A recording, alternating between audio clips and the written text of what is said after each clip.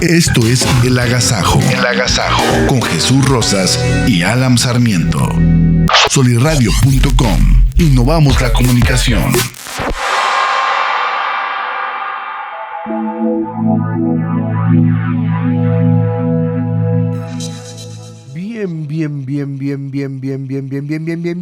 Bienvenidos a su programa El Agasajo. Una vez más estamos aquí desde la cabina de solirradio.com y estamos en esta mañana, tarde, noche, madrugada, a la hora que nos esté escuchando. Muy buena vida tenga usted. Buena vibra. Buena vibra. Estamos transmitiendo, estamos grabando este bonito podcast desde el centro de la ciudad de Torreón, Coahuila, en el edificio más bonito de todo el centro de Torreón. La neta. Está muy bonito, hecho a base de ladrillos y esfuerzo. Esfuerzo humano, nada de máquinas ni nada de esas cosas. Y el día de hoy volvemos a estar en este programa del Agasajo que es teatro, arte. ¿De qué se trata teatro, ¿De arte. qué se trata este programa? Escúchame, teatro, arte y cultura. Teatro, arte y cultura. Ah, las iniciales del Agasajo, ¿verdad? El Agasajo, teatro, arte y cultura. Y esto sucede en la bonita comarca lagunera. Es Torreón, decir, en Coahuila. En el mero centro, como ya habías Pero dicho. también estamos invadiendo auditiva y visualmente a nuestras ciudades vecinas de Gómez Palacio, Lerdo, San Pedro, Matamoros. Todo México. Gracias a esta infraestructura maravillosa, monstruosa que tenemos, llegamos a cualquier parte del mundo. Ya hemos hablado mucho de Alemania, no vamos a seguir hablando de ella. Hablemos de... Hablemos de Cristian de la Fuente, que está en los controles. Hablemos de él. Con su nuevo, el hombre misterioso de los controles, que ahora trae un corte de pelo nuevo. Ahí algo le pasó. Entendió mal. Le dijeron, córtate el pedo, no el pelo. Y fue y se cortó el pelo. No. Por allá también está el hombre que mece la cuna, la mano que mece la cuna, Jorge Torres Bernal está por ahí, que nos está acompañando desde la distancia, vigilando que no hagamos ninguna tarugada. Ninguna idiotez. Pero la vamos a hacer. Porque también le gusta. Es como una mano que nada más está así y luego las cosas se mueven porque creen que tienen voluntad propia las cosas. Pero no. Cuando no, ya las andábamos. Bueno, pero el día de hoy tenemos un programa muy, muy, muy especial. Porque el día de hoy solo estamos en la cabina. El día de hoy. Jesús Rosas. Y Alan Sarmiento. Y aquí va a haber agasajo y pedo. Va a haber agasajo, va a haber pedo, va a haber sangre, va a haber algo de... A este programa le titularemos el programa especial 01. Porque habrá varios. Habrá varios. Hoy no quisimos traer a alguien más. No vamos a decir quién de los dos, pero es sumamente contagioso. O sea, si alguien se mete, no se crean. No se crean. No hay contagio, pero decidimos estar nosotros dos porque tenemos bastantes cosas que discutir y comernos bastantes pollitos para ver qué pedo. Sí, qué pedo con esto, O sea, ya. ¿Haz preguntas? Ya, háblate bien. Háblate. ¿Qué pedo con la cultura, con el arte? ¿En verdad hay aquí? ¿En verdad existe? Pero no vamos a hablar de eso. No hablemos de eso. ¿De qué vamos? ¿Sabes de qué quiero hablar, Alan? ¿De qué quieres ya hablar? Es en serio, ayer o hoy, no recuerdo porque el tiempo... Es efímero. Como que no es lo mío. Estoy mal plantado en el espacio y en el tiempo. ¿Sabías que son dos de los preceptos fundamentales de la filosofía animal? Claro, por eso siempre me siento mal, idiota, porque estoy mal orientado, filosóficamente hablando. Seguramente que sí. Estaré mal orientado, pero leo mucho. Sopenco. Bueno, después de ¿cuántos te gustan invitados que habrán pasado por aquí? Algunos... Híjole. Pues yo creo que más de 20 sí, fácil. No, hombre, más, muchísimos más. Ya estamos casi rebasando el año de programas y es un programa por semana. A veces teníamos hasta 2 programas, hemos tenido programas hasta 2 programas por semana. Entonces han de haber pasado por aquí unos 355,000 invitados, uno por semana. Más o menos. Háganle cuentas. Hemos tenido un invitado 2 por semana desde hace un año. Entonces más de 50. Más de 50 fácil. Más de 50. Y en esos más de 50 creo que que también valdría la pena hacerte una entrevista a ti, animal. A mí. Ya tienes alrededor de 75 años, o por lo menos eso es lo que se te ve, así a ojo de buen cubero, en la escena lagunera haciéndola de pedo. No digamos teatro porque andas haciendo infinidad de cosas. Y me pareció interesantón, fíjate. Decir, bueno, ¿y si entrevistamos al Alam? Y si entrevistamos al Alam, ahorita que anda muy tranquilo, Ando muy zen. Sí, muy zen. Entonces, ¿qué te parece esto, Alam? Está bien, me parece un acto sumamente ególatra y narcisista, pero estoy de acuerdo. Yo he visto que muchos lo hacen. Y es más, muchos que tienen su programa y se entrevistan a sí mismos. Esto estaría más cabrón todavía. Ese está muy cabrón. Entonces, empecemos por el inicio. Va. ¿Cuándo empezaste, Alam? ¿Cuándo empecé? Yo te conocí como un terapeuta ahí en DIF, que deambulabas de un lado a otro. ¿Qué hacían ese llorando, a veces por los rincones, por una escuela de teatro que no te alcanzaba ya aquí, Torreón. Y un buen día te vi que te fuiste. Me fui.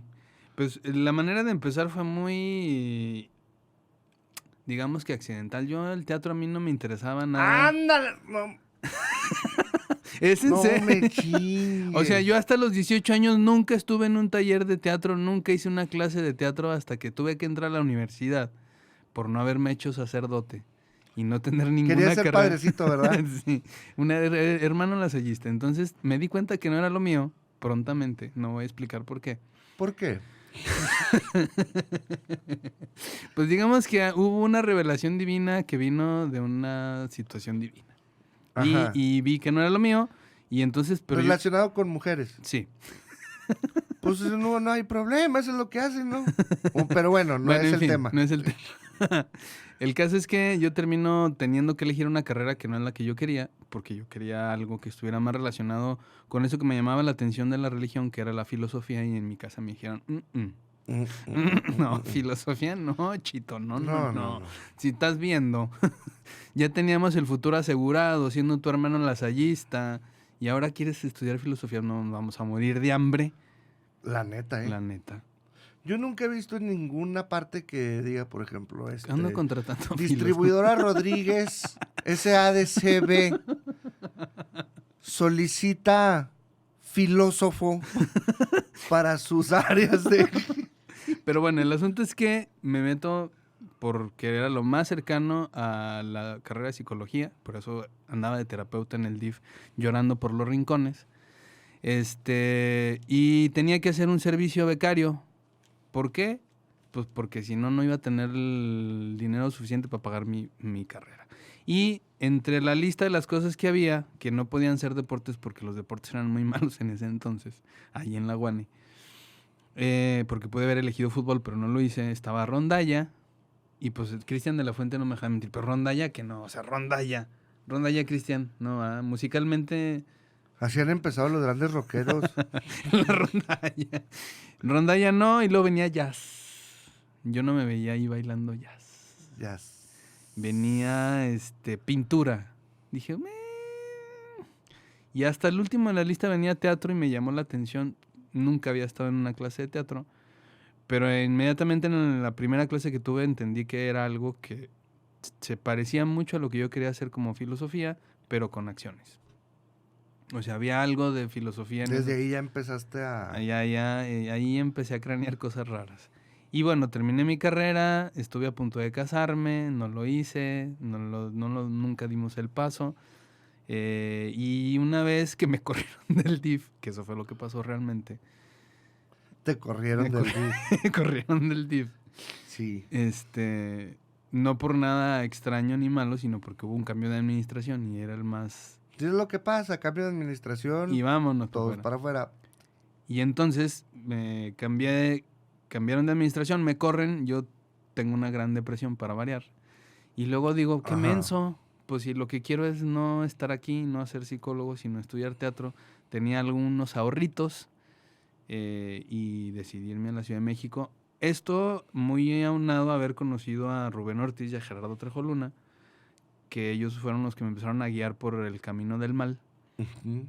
y en un tipo de teatro que era un tipo de teatro que cada vez era más diferente a lo que yo había aprendido inicialmente. ¿Dónde te puenteas con ellos? En Saltillo, gracias a que Jorge Méndez y tú, Animal, me dijeron, tienes que ir a tomar taller con Gerardo Trejoluna, está muy chido. Ah, sí, güey, no mames. Y Jorge tuvo a bien... Mira, sí escuchabas. Sí, y Jorge tuvo a bien además, Sí. no solo me dijeron eso, sino además apoyar mi decisión de ir a ese primer taller, porque pues yo en Saltillo no conocía a nadie. Habló con Gustavo García me recibió en su casa, me ayudó a escribir una carta a More, que en aquel entonces estaba allá en Saltillo en el Teatro de la El Ciudad, Teatro de la Ciudad. que me diera quebrada para poder estar Una en el taller. bequilla Una por ahí. bequilla por ahí para tomar el taller con Gerardo, dado que yo era una persona sin... Andrajoso. Andrajoso. Y entonces voy y Un tengo andrajoso. pandroso. Y se vestía de andrajoso. Sí. Entonces, pues voy a ese primer taller, veo a Gerardo, toma el taller de Gerardo, veo su espectáculo, su unipersonal que se llama Autoconfesión. Te enamoras. Me enamoro profundamente de lo que estaba haciendo. Y de Gerardo. Y de Gerardo. Y de Rubén, que me parecía que... ¿Y qué andaba haciendo Rubén ahí? Rubén era el director de Autoconfesión. Mm. Y además estaba involucrado Indira Pensado. O sea, fueron figuras que después a la larga se convirtieron en referentes de inquietudes, búsquedas artísticas y teatrales. Entonces así fue como yo empecé, como sin haberlo buscado tanto, de pronto me encontré con maestros como Jorge, como tú, como Rubén, como Gerardo, que me hicieron percibir que había otras posibilidades que yo no había visto hasta ese entonces y que aquí en Torreón no había. O sea, los talleres de teatro me habían generado la inquietud, pero al encontrarme con ustedes, cuando me acuerdo que se hacían las reuniones en el depa de Jorge Méndez y escuchábamos, cosa que ahora no lo haría, pero ni tantito. Lo harías 1000 veces, animal, si yo te lo pidiera. Escuchábamos horas y horas de estar percibiendo y analizando la verborrea de un señor, que no voy a decir su no, sí lo voy a decir, de Luis de Tavira, que yo me maravillaba porque justamente al oírlo hablar volví a tener esta percepción de que había algo ¿No profundo pueden y traer filosófico. un jabón y un estropajo de alambre para que se lave la boca Después cada de que vez que vaya a mencionar Luis de el Tavira, nombre del Luis de maestro Tavira, Luis de Tavira? Entonces, no, la verdad, en ese momento fue algo maravilloso, o sea, escucharlo hablar para mí fue esto mismo, como una apertura hacia algo que yo no sabía que podía ser tan profundo y que estaba muy relacionado con esas inquietudes existenciales. Entonces, en resumen, yo era una persona con muchos pedos mentales. No. Existenciales. Soy. Eres una persona con muchos pedos mentales, con muchos devaneos mentales, quiebres mentales. Fisuras. A ver, y ahí se da un quiebre también. También, totalmente. Porque escucha, no sabes lo que voy a decir. El problema de Alan es que no escucha. Esto no es una entrevista. Viene un quiebre, porque mira, tú venías en ese entonces de hacer un teatro más que, ¿cómo le podríamos decir?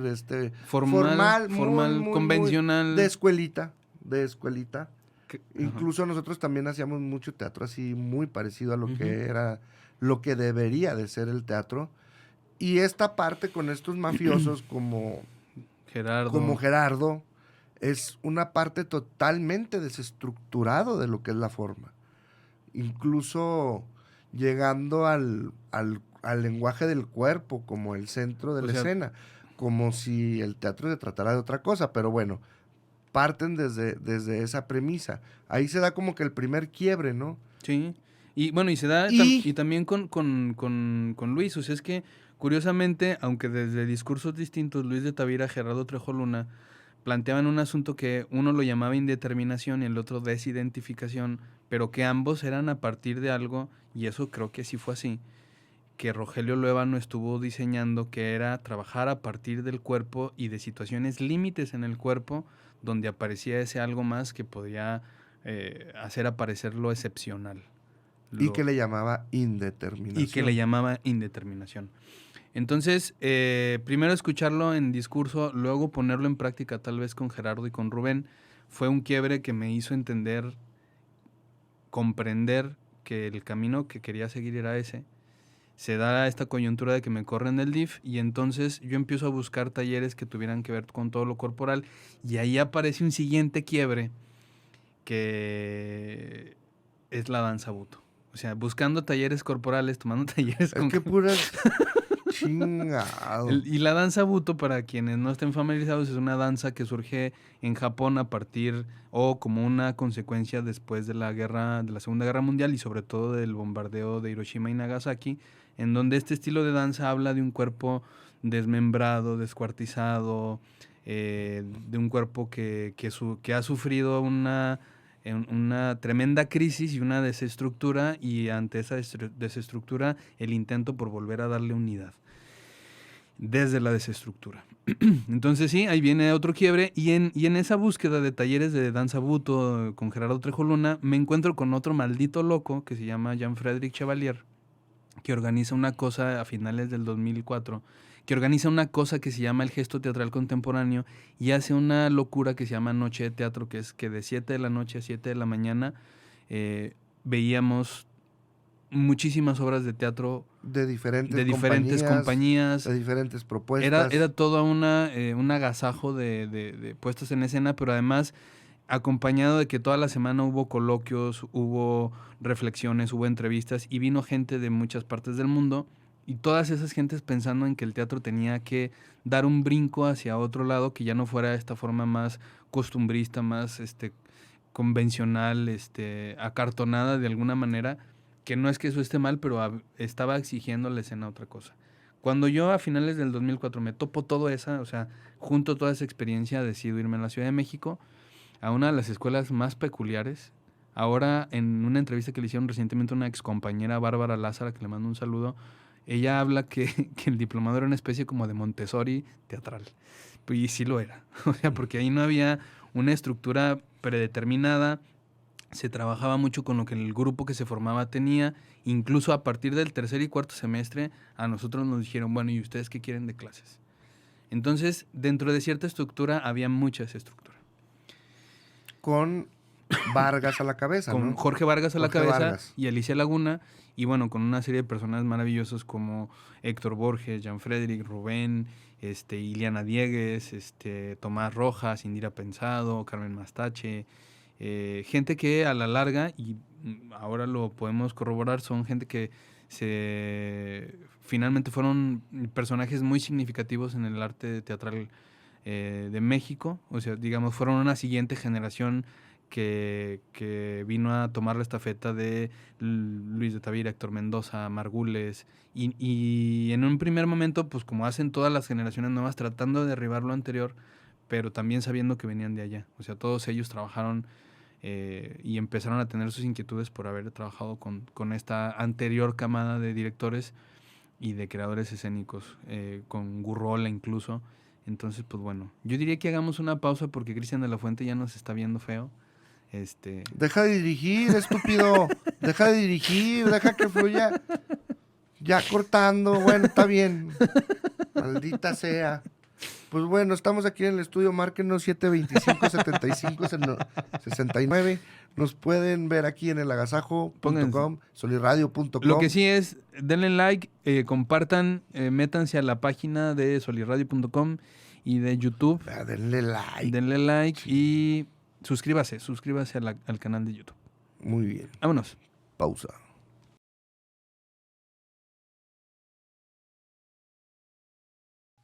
Continuamos después de esta brevísima pausa con algunos consejillos que vieron por ahí. Recuerden darle like, estamos en El Agasajo, este programa cómico, mágico, cultural, en una edición especial aquí con edición. Dije que... Sí, edición especial. Edición especial. Egocéntrica. VIP, egocéntrica. Aquí hablando con el Alam acerca de cómo inicia en esto. Entonces, bueno, ¿cuánto tiempo dura esta locura de Teatro del Cuerpo? El proyecto de Jorge, que me pareció uno de los proyectos más fructíferos. Fue cuando hicieron aquel pinche gigante que trajeron a Monterrey. Sí, más o menos. Época, ¿no? Lo que pasa es que ellos inician en el 2001-2002, o sea, muy cercano a que se estaban haciendo estas capacitaciones de teatro escolar en San Cayetano. ellos empiezan como ya a tener una idea de cómo poder estructurar una formación basada en el cuerpo en ese momento. Entonces, creo que lo que les da fundamento para ya arrancar con todo como Teatro Línea de Sombra y como con este proceso pedagógico es aquella puesta en escena memorable que se llama Galería de Moribundos, que era una puesta en escena Era maravillosa. maravillosa que hablaba acerca de Samuel, digamos, era entrar en el mundo imaginario. Creo en el que mundo. incluso la La trajeron, ¿no? trajeron, Porque vino yo aquí, sí la vi. aquí en el Isauro estuvo. Yo la vi 2 veces, pero también la vi la del Isauro. Sí, aquí estuvo, era muy impresionante porque nada más para que se den una idea, aquello empezaba con una espalda de Roberto Sosa, que en aquel tiempo estaba muy puenteado con ellos, moviéndose de una manera muy particular, solo veíamos la espalda y bueno, a partir de ahí todo un lenguaje corporal que trataba de entrar en el terreno de Samuel Beckett, de toda su literatura. Entonces, ahí inician y logran formar a 6 generaciones. Yo fui la quinta. Mm. 6 generaciones de estar en este tipo Montessori teatral. ¿Estar ahí cuánto fueron? ¿2 años? ¿O Eh, 1 año tú? Me el, refiero a el- tú el- en el- tu el diplomado formación. estaba diseñado para que fueran 2 años y medio, o sea, 2 años y el proceso de montaje. Algunas de las primeras compañías sí estuvieron un poco más, 3 años, 4 años, pero además porque no era un asunto de ya terminas la carrera o terminas el diplomado y te vas. O sea, puedes seguir ahí chambeando y tal. A nosotros nos toca eso, como empezamos en el 2000, empezamos en el 2005, en enero, empieza la formación y terminamos en el 2007. O sea, digamos ya final de funciones y todo ese rollo en 2007. Entonces, al año siguiente volvieron a abrir convocatoria, pero justo como no era una escuela que ofreciera estas estructuras de Un licenciatura, título. un título, tampoco ofrecía, o sea, mucha gente llegaba y veía que era como una suerte de Montessori, entonces decía, "Ah, chinga, pero ¿y actuación cuándo nos van a dar?" Porque venían clases de yoga, de tai chi, de danza, filosofía, teníamos materias como muy teóricas, pero no en el sentido de cómo aprender a actuar, sino de comprensión del teatro. Y eso, pues mucha gente no era lo que estaba buscando. Lo que estaba buscando era ser actor para salir en la tele y en las películas. Entonces, logran sostenerlo hasta la 6ª generación. Y a partir de la 6ª generación hicieron, creo que unas 4 más, pero en otro formato ya.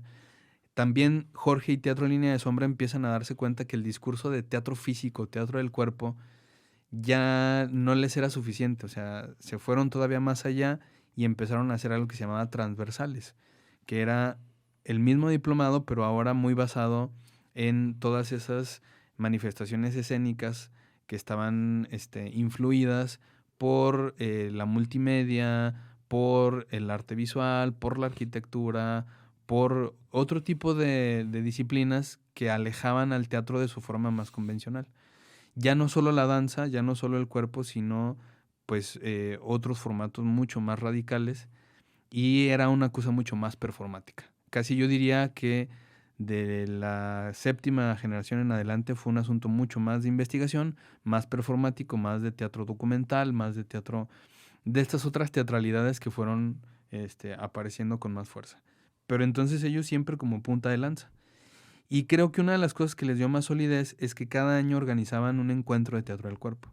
Que igual también, a partir de alguno, en ese sentido no tengo bien el dato, no me acuerdo, pero a partir también del cambio que hacen, ya no se llaman encuentros de teatro del cuerpo, sino encuentros transversales y que a la fecha siguen ocurriendo. Donde Jorge y Alicia Laguna, que me parece que han sido unos gestores maravillosos, han traído a los artistas más importantes de la escena teatral contemporánea. Romeo Castellucci, Jean Fabre, Gilles Jovan, Larry Bod, muchos más que ahorita no me voy a acordar sus nombres, grupos que venían de Polonia, que venían de Japón, vino el mismo Yoshi Oida, ellos lo trajeron en el primer encuentro Teatro del Cuerpo, o sea, siempre preocupados como por abrir el horizonte y no quedarnos solamente encerrados o no quedarse encerrados en lo que se hacía localmente. Entonces, eso duró así y a la fecha ya no tienen formación como tal, o sea, ya no existe el diplomado como tal, pero ellos siguen en un proceso de investigación y siguen trabajando pues todo eso. Y en ese entonces fue cuando A Jorge le encargan o de alguna manera se puentea y él es el que hace dos espectáculos emblemáticos. Uno que tiene que ver con la revolución en la Ciudad de México, que termina en el Zócalo con una gran marioneta, pero que también luego replicaron en el Parque Fundidora, como parte de festejos que había ahí también, de algún evento, no recuerdo cuál. Pero eso fue para allá hacia donde fue yendo esa. Bueno, y luego en esto duras 2 años y medio. 2 años y medio. ¿Regresas? No. ¿Te quedas? Me quedo. Lo que pasa es que después... ¿Por qué no te quedaste? Pues es que la cosa es que a mí mi experiencia fue muy agradable porque yo incluso antes de terminar la carrera, o bueno, el diplomado, no la carrera, ya me habla Juliana Felder, que es la directora de una compañía de teatro importante en la Ciudad de México que se llama La Máquina de Teatro, que estaba buscando también justamente ya actores que no fueran en esta formación convencional, sino actores más como... Loquitos y tirados al asunto corporal. Y empiezo a trabajar. Y una vez que empiezo a trabajar con Juliana, pues me empiezan a salir más y más y más invitaciones de trabajo. Es decir, yo a partir del marzo del 2007 empiezo a tener temporadas en el Julio, en el Juan Ruiz de Alarcón, en el Sor Juana Inés. O sea, ya de alguna manera se volvió ya una dinámica de trabajo de cada fin de semana tener funciones y en lo que se acababa una temporada ya estar ensayando la siguiente obra en la que estaba participando. Eso me llevó a conocer muy de cerca a Rubén ya como colaborador. Me invitó a un proyecto para hacer en Portland, en Oregon, y hacemos un proyecto que la mitad de la compañía era gringa y la mitad era mexicana, y hacemos un proyecto que tiene que ver con esto que pasa con la gente que vive en Estados Unidos y que no es ni de aquí ni de allá, que normalmente es mexicana, o estadounidenses que deciden retirarse en San Miguel de Allende y que terminan siendo como una suerte de mexicanos diferentes. Y eso a la larga me llevó a trabajar también con Jan Frederick, y Jan Frederick me invita a hacer ese trabajo de investigación en India. Y estando en India fue que decidió... No, terminas Portland. Termino Portland, regreso y sigo trabajando. No, sigo trabajando en el DF. Yo venía a Torreón seguido para hacer cositas en el parque. Obritas,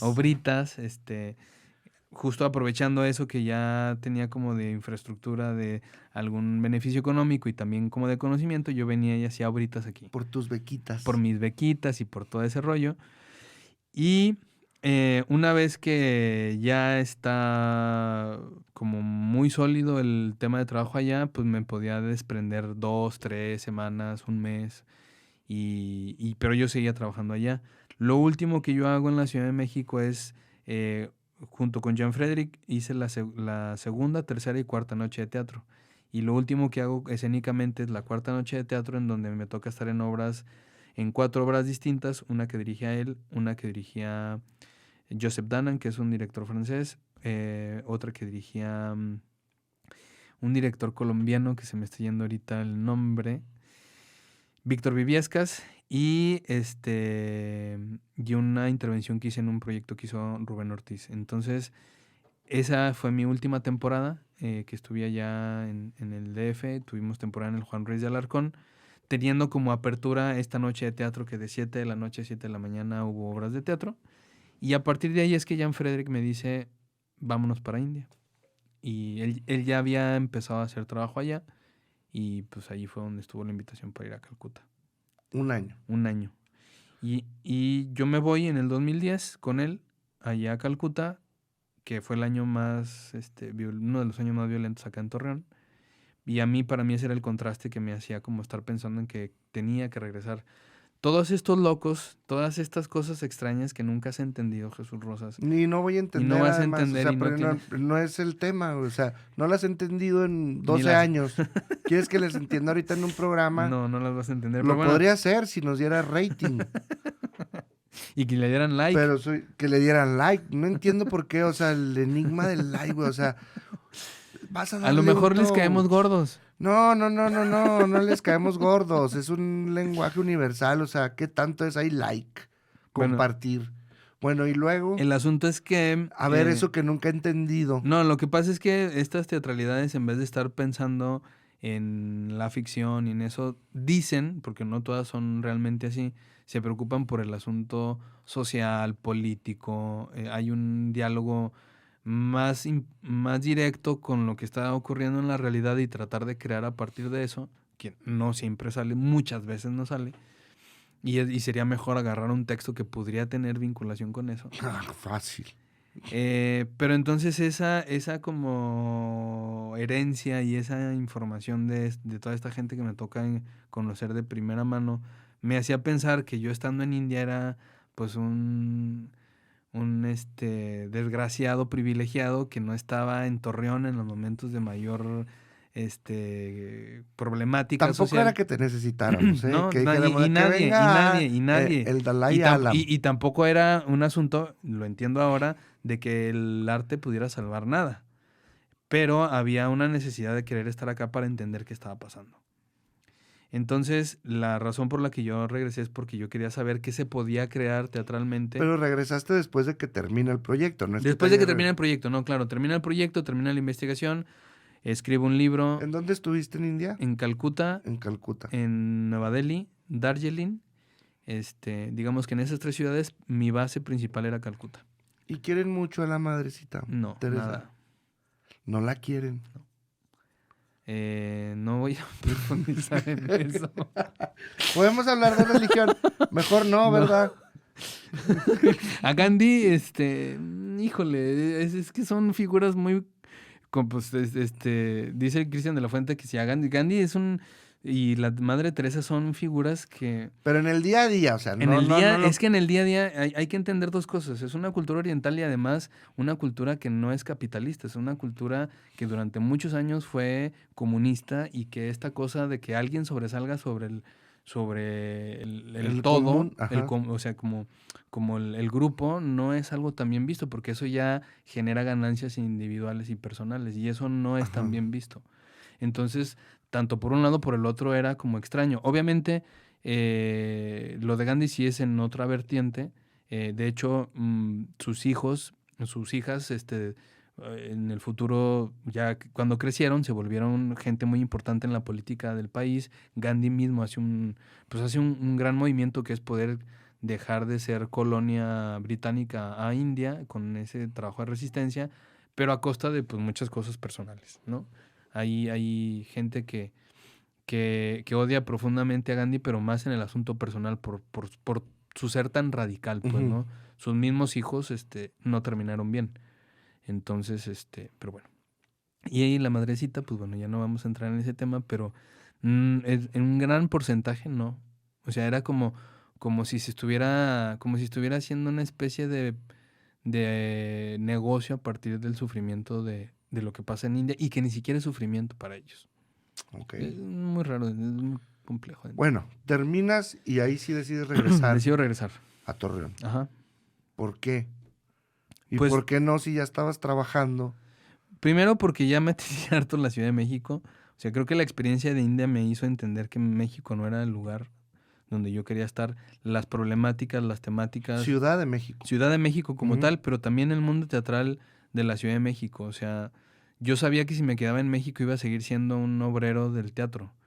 Que iba a ser muy complicado que yo llegara a tener la posibilidad de hacer mis propios proyectos, mis propias inquietudes, pero además mis inquietudes que tuvieran que ver con Torreón, que para mí era algo que seguía estando muy presente. Entonces, esta idea que te digo de que era un momento muy aciago en Torreón, que era un momento muy difícil, que era un momento muy violento, me hacía querer estar aquí y hablar de eso que estaba pasando aquí. De encontrar la manera de qué se podía hacer aquí. Y la premisa más fundamental es cuál es el teatro de Torreón, el teatro lagunero, para no seguir replicando las fórmulas de otras partes del mundo. No lo he encontrado. No. Ni lo encontraré, no sé. Pero esa fue la búsqueda. Como venir y entender qué se podía hacer de teatro aquí. Que no fuera la repetición de lo mismo. O sea, llegas sin un proyecto, llegas sin saber. Llego con el proyecto que se armó en India. O sea, de entrada yo tenía que regresar a dar esta retribución del estímulo que me dieron, de la beca que me dieron del Forcan. No, del Forca, en ese tiempo era Forca. yo tenía que dar funciones y tenía que presentar mi libro.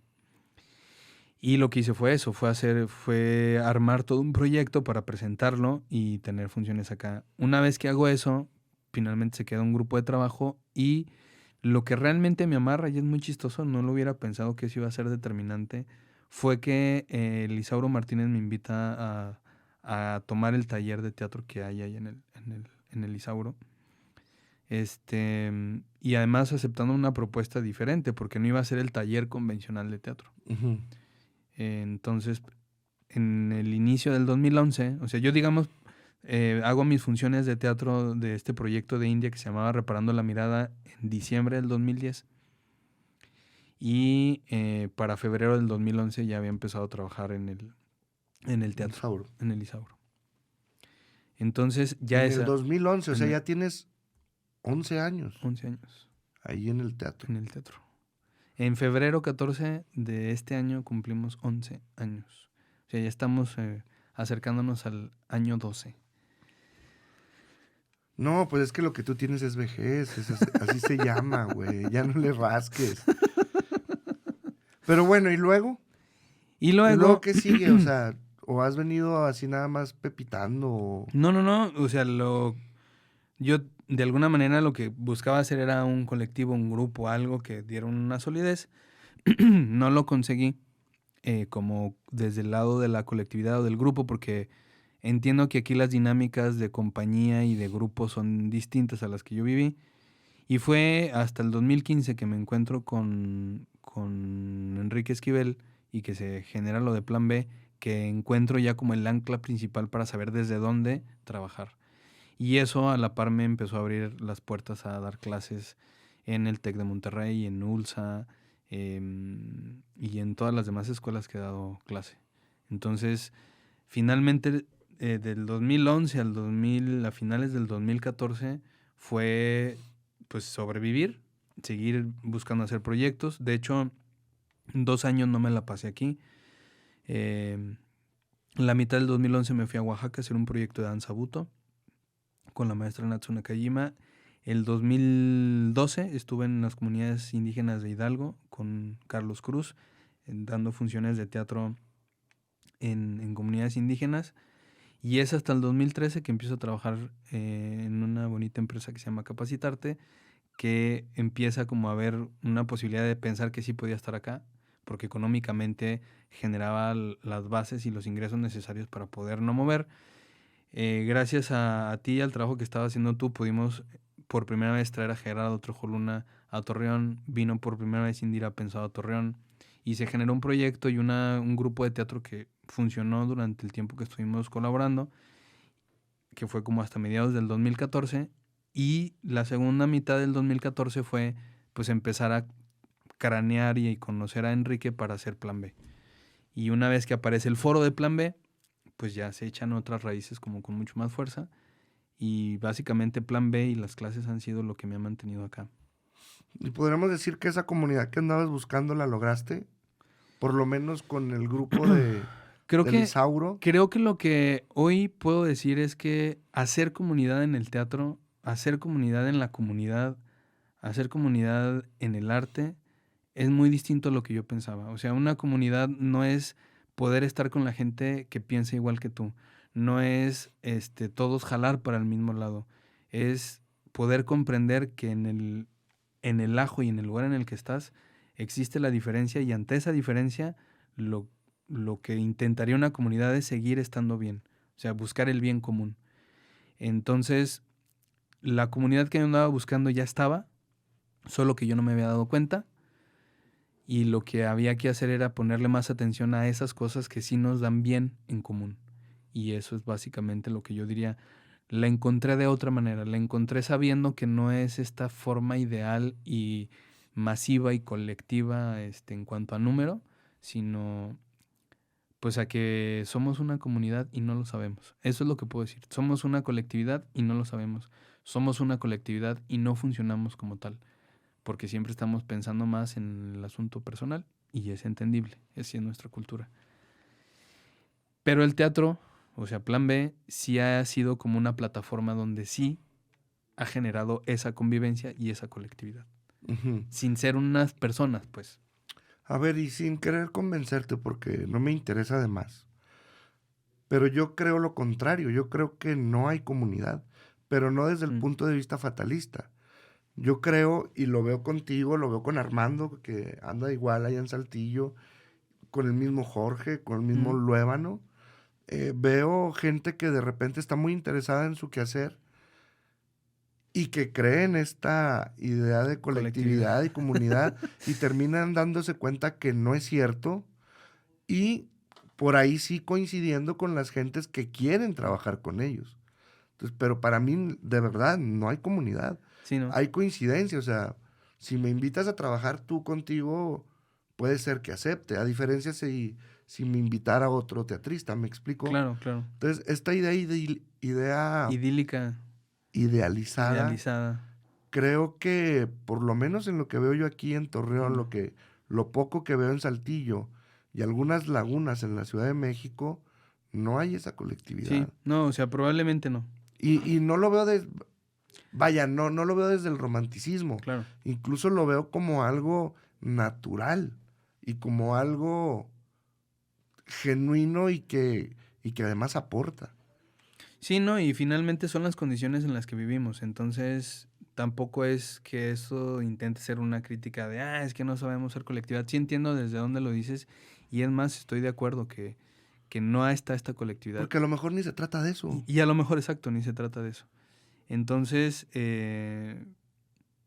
tampoco en este sentido, tampoco es que haya la necesidad de sacar un teatro lagunero, un teatro cardenche, un teatro de Torreón, pero está esa búsqueda y va a seguir estando. Y nosotros no nos vamos a dar cuenta. Va a haber un momento en el que eso ya se dé. O sea, que en algún momento, por el trabajo que están haciendo muchas personas, que estamos haciendo muchas personas, haya una identidad. No la hay en este momento, creo que no. Creo que somos adolescentes en el asunto de la cultura, el arte y el teatro. Pero como buenos adolescentes creceremos en algún momento y a algunos les tocará un teatro con mayor identidad, tal vez. Ojalá. Ojalá. Pero bueno, y ya llegando a esta parte, ya con plan B, que por lo menos 2014 dice surge. 2015. 2015. O sea, ya estamos 2014 hablando de empieza 7 el plan. años. Empieza el plan. Digamos que por ahí de octubre del 2014 empieza el plan de hacer plan B. Y la construcción empieza en enero del 2015 y la apertura es en mayo del 2015. Entonces ahorita ya son 7 años rumbo al octavo de estar funcionando como un foro independiente. ¿Y para dónde apunta el Guarache ahora? ¿Para dónde apunta el Guarache? Para un plan C. Para un plan C. ¿Y ya te lo sabes o nada más? Estoy en el proceso de cranearlo también. ¿Y vas a invitar a Cristian? A Cristian seguramente que sí. Ahí está, míralo. Él dice. Eso, él con que Él lo está, metas pues. en una cabina y él ahí se pone a hacer arte. Y déjate de tonterías, Alam. Sí. Sí, pues hay un esto que pasa con Siri y con el Waze, que estamos recalculando. Y el recálculo es hacer un plan C. Y ya a lo mejor en este asunto, como dices tú, menos romantizado, menos idealizado, más aterrizado en que hay cosas que se pueden y hay cosas que no se pueden. Así de sencillo. Y te quitas de problemas, ¿no? De tonterías y de utopías Exacto. innecesarias. Y a lo mejor empiezas a perseguir otras que son más reales Exacto. y más aterrizadas. Así es, Jesús Rosas. Pues bueno, ¿cómo estamos de tiempo, jóvenes? Ya, Creo que estamos llegando al final de este sendero. De este programa tan onanista. aburrido, de verdad. Es uno de los que más he padecido. Pero bueno, hay que sacar la chamba, chingado. ¿Ves? Entonces- Te dije que no era buena idea, anima. Entonces, Ay. me ahogo. Te ahogas. No te ahogues, no te ahogues. Antes de ahogarme, recordémosle el agasajo. El agasajo, denle like al canal de Solirradio. Vean todo el contenido que se genera en solirradio.com. Hay buenos... Porque vale la pena. Vale la pena. La gente que está ahí hablando no está hablando nada más porque sí. Es gente que sabe, es gente que es líder de opinión en su sector. Entonces, pues nada, denle like, suscríbanse al canal, vean toda la programación, compártanla, no sean así. Hagamos comunidad. Hagamos comunidad, o por lo menos véanlos, Véanlos, hombre. Si no quieren véanlos, hacer ya. comunidad, no la Y hagan. es más, critíquenos. Digan, Ándale, o así, sea, yo tírenos- valoraría tírenos más eso, popó. ¿eh? Sí, claro, popó, pipí, pepe. pus, lo que quieran. Es bienvenido aquí en este programa que se llama El Agasajo. El Agasajo. Vámonos. Vámonos, Cristian. Libertad en comunicación. Sunirradio.com. Suscríbete en Spotify.